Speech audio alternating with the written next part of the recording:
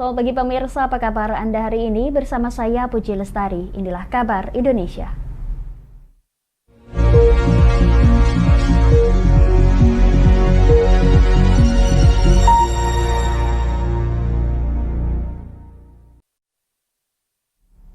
Pemirsa, Majelis Kehormatan Mahkamah Konstitusi (MKMK) memberhentikan Anwar Usman dari jabatan sebagai Ketua Mahkamah Konstitusi. Ketua MKMK Jimli Asidik menjelaskan Anwar tak bisa mengajukan banding atas putusan pemberhentiannya.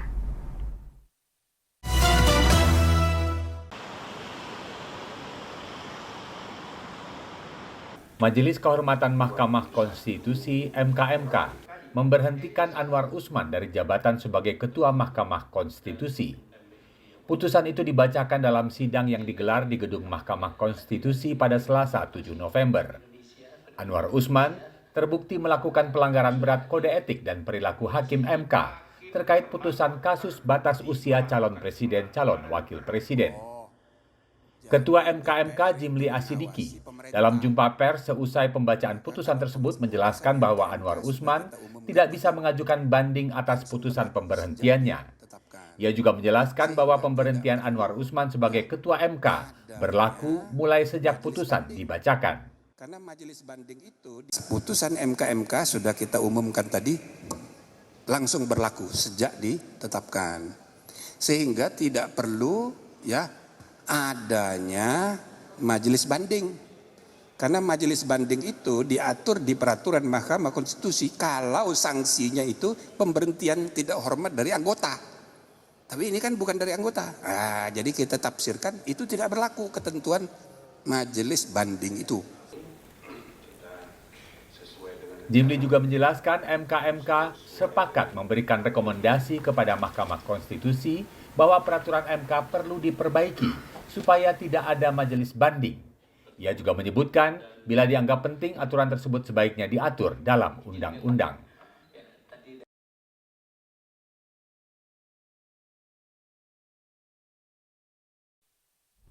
Pemirsa, Tim Kampanye Nasional TKN Prabowo Subianto dan Gibran Raka Buming Raka memastikan putusan Majelis Kehormatan Mahkamah Konstitusi terkait dengan pelanggaran etik berat Hakim Mahkamah Konstitusi tidak mempengaruhi pencalonan bakal calon presiden dan calon wakil presiden dari Koalisi Indonesia Maju. Hal itu ditegaskan Komandan Tim Advokasi TKN Prabowo Gibran, Hinca Panjaitan di Jakarta Selasa 7 November.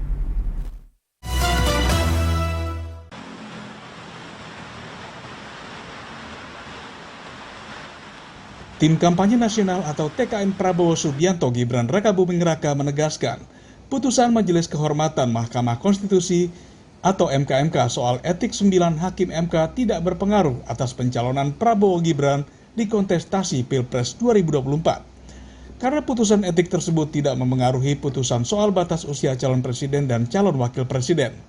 Oleh karena itu, seperti disampaikan Komandan Hukum dan Advokasi TKN Prabowo Gibran, Hinca Panjaitan, dalam konferensi pers di Jakarta pada 7 November, pasangan bakal calon presiden dan calon wakil presiden Koalisi Indonesia Maju itu mendaftar ke Komisi Pemilihan Umum secara penuh. Keduanya mengikuti proses itu untuk kemudian KPU mengambil keputusan untuk menjadikan mereka pasangan yang sah. Tidak mempunyai dampak apapun terhadap keputusan Mahkamah Konstitusi nomor 90 yang berkenaan dengan batas usia dan persyaratan calon wakil presiden.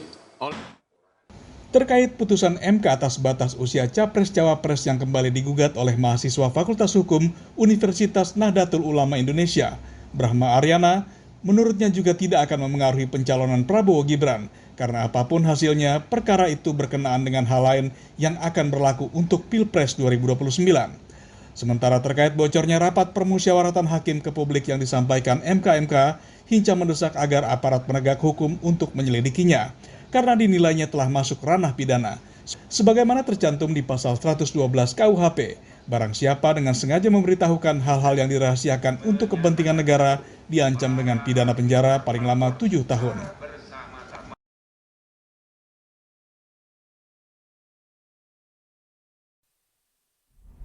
Pemirsa, masih seputar putusan MK, Ketua Tim Pemenangan Nasional TPN Bakal Capres Cawapres Ganjar Pranowo dengan Mahfud MD, Arsyad Rashid, mengapresiasi keputusan Majelis Kehormatan Mahkamah Konstitusi MK yang memberhentikan Ketua MK Anwar Usman. Menurut Arsyad, keputusan MK telah memulihkan kepercayaan publik terhadap MK.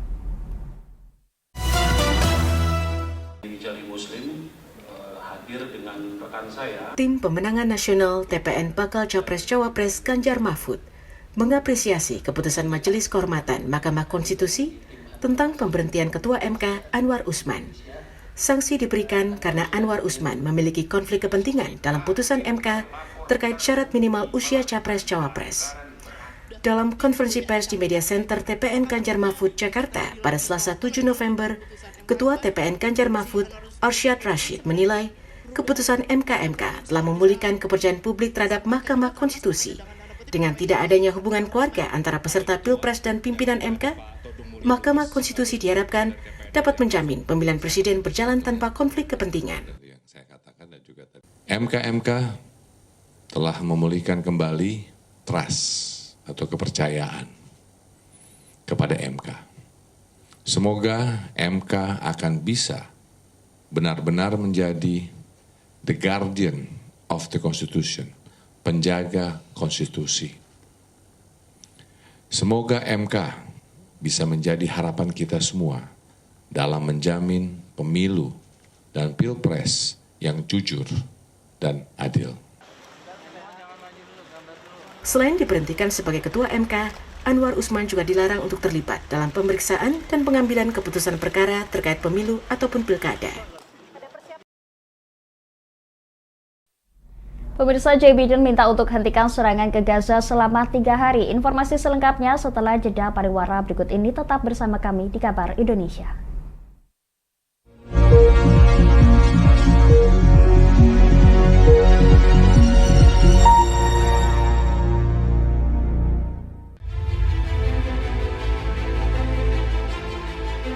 Memberikan pinjaman uang kepada saya dengan bunga 8% per bulan.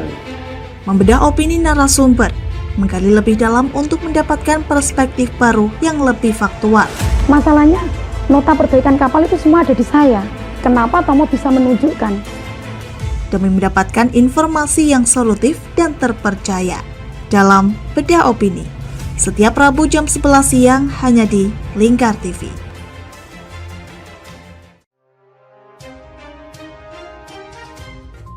Inilah ketiga anggota komplotan pencuri spesialis pecah kaca mobil setelah melakukan penggelapan 20 sepeda motor dan 2 unit mobil dengan modus retal. Merangkum semua peristiwa sebagai berita yang penuh fakta. Bersama Puji Lestari, saksikan Jateng hari ini setiap Senin hingga Sabtu jam 4 sore hanya di Lingkar TV. Bersama saya Galus Kargnanti dalam Sapa Jateng Lingkar TV. Melintas di daerah Sukolilo dikejar sama petugas bea cukai, ketangkap. Membahas dan menyuguhkan beragam potensi dari berbagai daerah di Jawa Tengah, ditemani narasumber-narasumber handal di bidangnya. Pencegahan dari awal mulai dari perilaku hidup bersih sehatnya juga harus dijaga seperti itu. Kami siap menyapa Anda dalam Sapa Jateng. Setiap Selasa jam 11 siang hanya di Lingkar TV.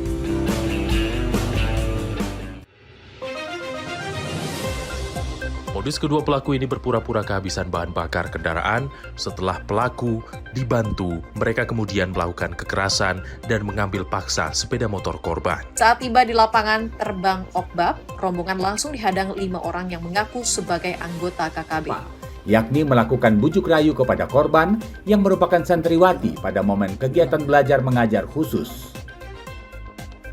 Menyajikan informasi-informasi hangat dan terpercaya bersama Kabar Indonesia setiap Senin hingga Sabtu jam 7 pagi hanya di Lingkar TV.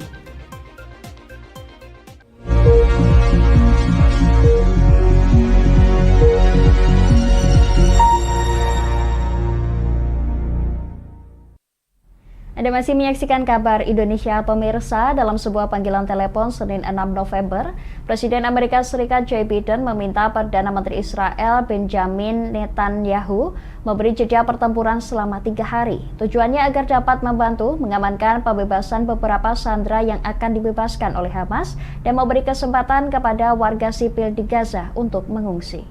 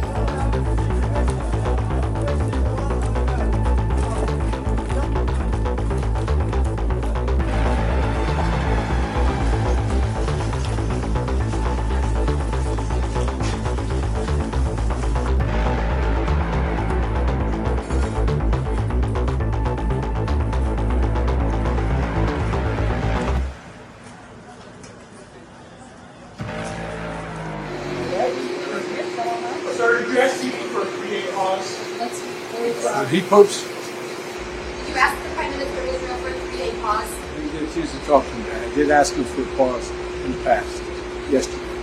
Still waiting to hear some other things. Oh.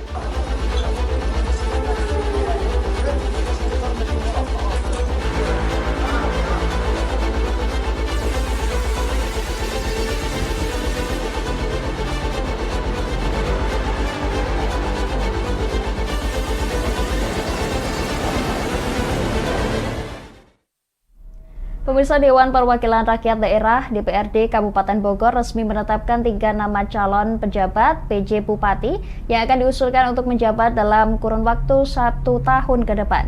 Ketua DPRD Kabupaten Bogor Rudi Susmanto mengatakan kesepakatan ini merupakan hasil musyawarah. 3 nama calon PJ Bupati Bogor yaitu Juanda Dimansyah, Nurdin, dan Tubagus Khairul Dwi Sabta.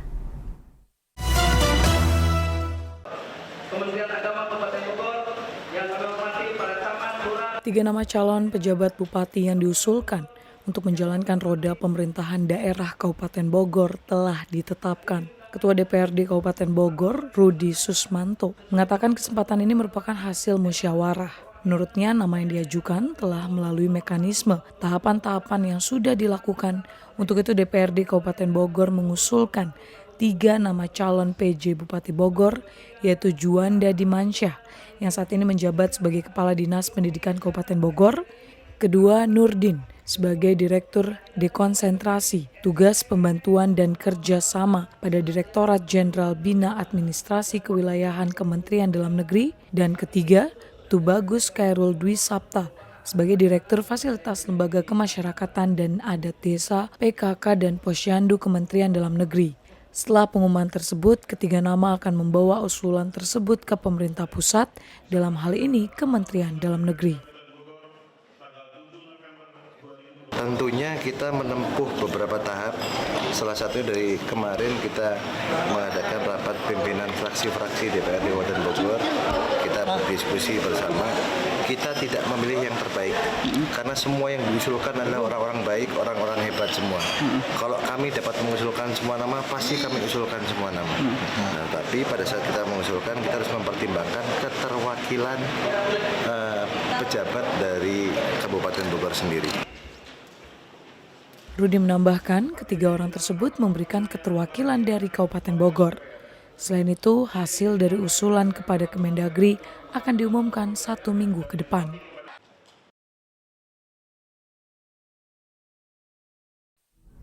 Pemirsa, kami akan bergeser ke informasi kekeringan di NTB, namun setelah jeda pariwara berikut ini tetap bersama kami di Kabar Indonesia.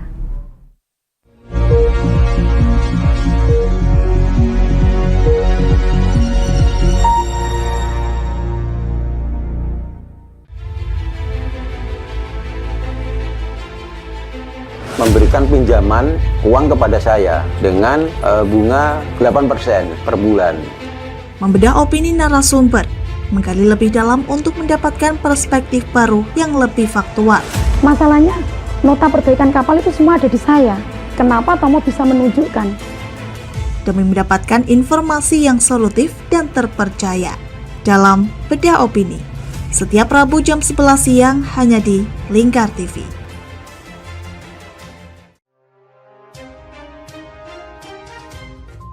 Inilah ketiga anggota komplotan pencuri spesialis pecah kaca mobil setelah melakukan penggelapan 20 sepeda motor dan 2 unit mobil dengan modus retal. Merangkum semua peristiwa sebagai berita yang penuh fakta. Bersama Puji Lestari, saksikan Jateng hari ini setiap Senin hingga Sabtu jam 4 sore hanya di Lingkar TV.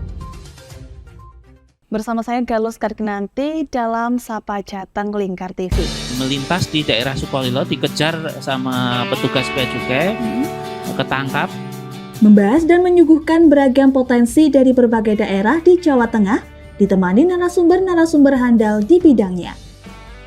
Pencegahan dari awal mulai dari perilakunya, perilaku hidup bersih sehatnya juga harus dijaga seperti itu.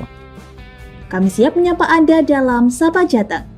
Setiap Selasa jam 11 siang hanya di Lingkar TV.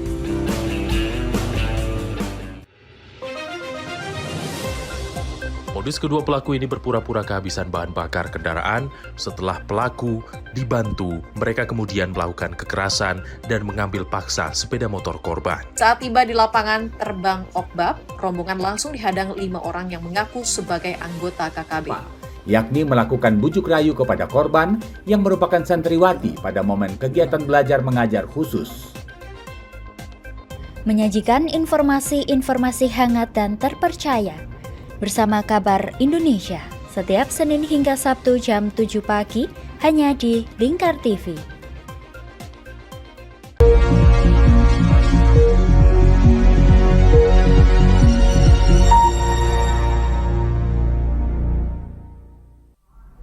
Anda masih menyaksikan Kabar Indonesia pemirsa. Bencana kekeringan di Nusa Tenggara Barat yang terjadi di 9 kabupaten meluas dari yang sebelumnya terjadi di 73 kecamatan menjadi 75 kecamatan. Untuk itu Badan Penanggulangan Bencana Daerah NTB kian mengidentifikasikan distribusi air bersih.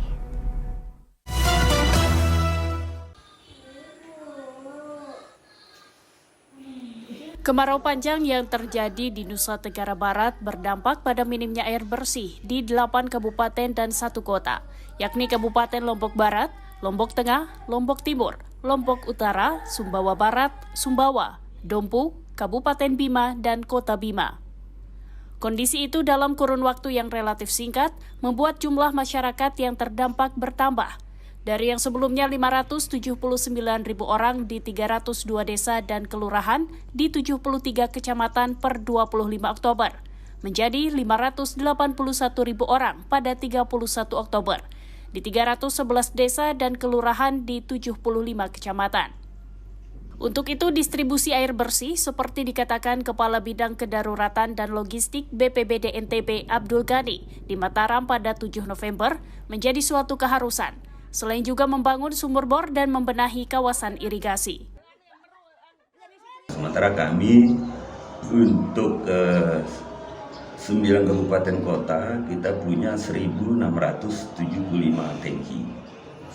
Baru yang bergerak ini oleh PPK kami baru Lombok Barat. Lebih jauh, Abdul Ghani meminta kerjasama seluruh pihak agar mitigasi bencana yang lebih masif dapat terus dilakukan di 9 daerah yang terkena dampak kekeringan.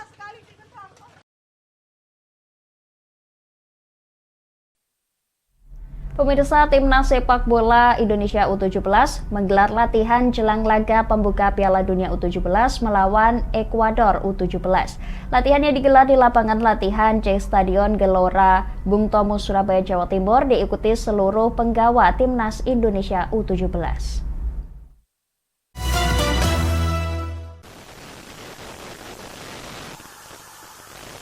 Jelang laga pembuka Piala Dunia U17, Timnas Sepak Bola Indonesia U17 terus mematangkan persiapan dengan menggelar latihan di lapangan C Stadion Gelora Bung Tomo, Surabaya, Jawa Timur pada Selasa 7 November.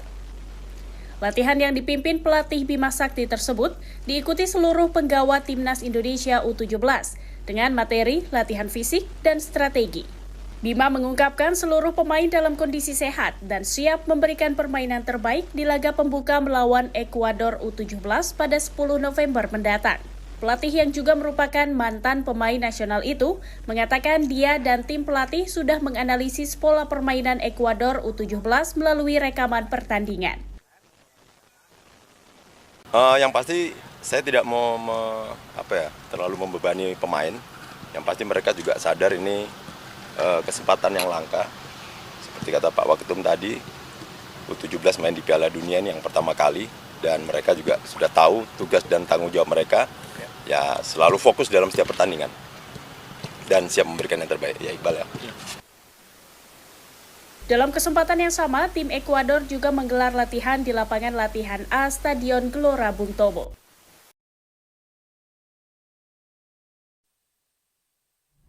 Pemirsa, Kecamatan Puger, Kabupaten Jember, Jawa Timur memiliki sejumlah pantai yang indah dan memiliki ciri khasnya. Pemerintah bersama masyarakat setempat terus berupaya menggali dan mengembangkan potensi pariwisata agar terus berkembang sehingga mampu meningkatkan perekonomian warga.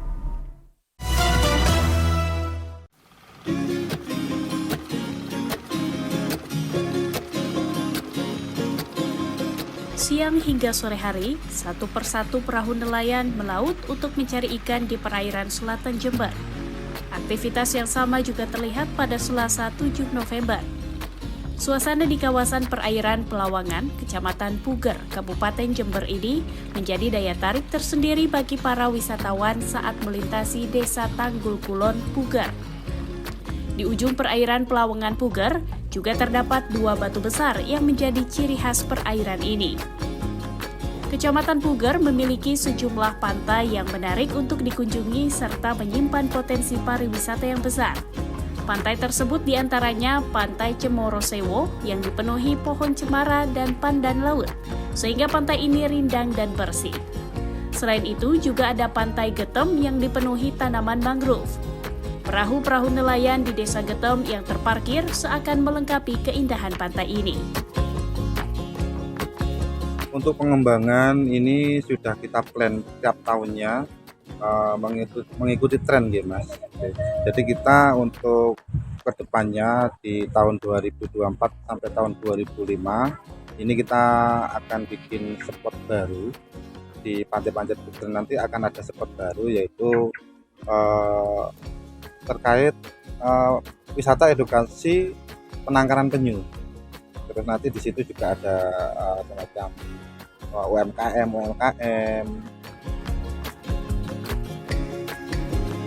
Di sisi barat Kecamatan Puger terdapat Pantai Tawang Samudra. Di tempat ini pengunjung dapat melihat Pulau Nuso Barong yang merupakan pulau terluar Kabupaten Jember yang menjadi kawasan konservasi sumber daya alam. Sebagai kawasan pesisir, hasil tangkapan nelayan di laut tentunya menjadi peluang usaha tersendiri bagi masyarakat sekitar yang dapat membuka usaha kuliner ikan laut dan melengkapi potensi pariwisata setempat. Mensupport teman-teman BUMDes yang ada di desa, ada yang namanya komunitas yang khusus menangani wisata yang ada di desa-desa, dan kami selalu berkomunikasi dengan teman-teman baik yang mulai dari Mojomulyo, dari Getem itu kemudian sampai ke Puger Kulon. Ini saya selalu komunikasi untuk terus dikembangkan model dan tata kelola baik kebersihan dan sebagainya.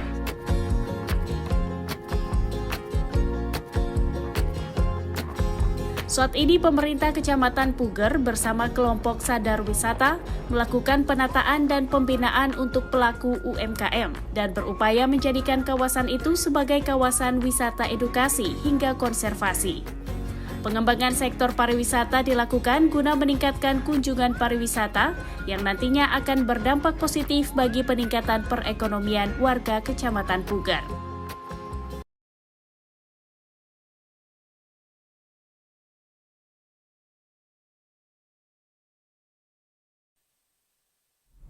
Demikian kabar Indonesia pemirsa, nantikan kabar Indonesia selanjutnya hanya di Lingkar TV. Saya Puji Lestari pamit dari hadapan Anda, selamat melanjutkan aktivitas Anda, selamat pagi dan sampai jumpa.